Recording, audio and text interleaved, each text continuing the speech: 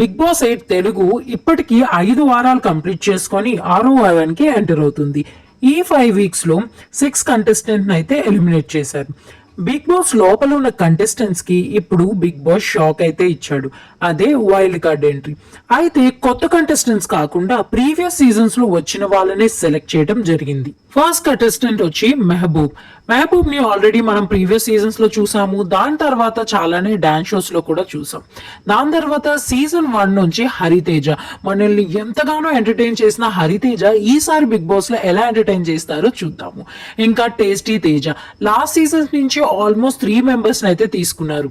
Tasty Teja, Nayani Pavani ఇంకా అశ్వత్థామ 2.0 కూడా.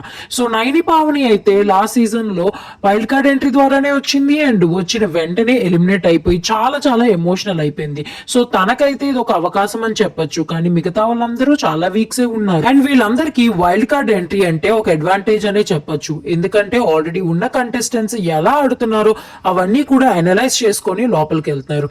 And ఈ సీజన్ లో 2 కమీడియన్స్ అయితే ఉన్నారు.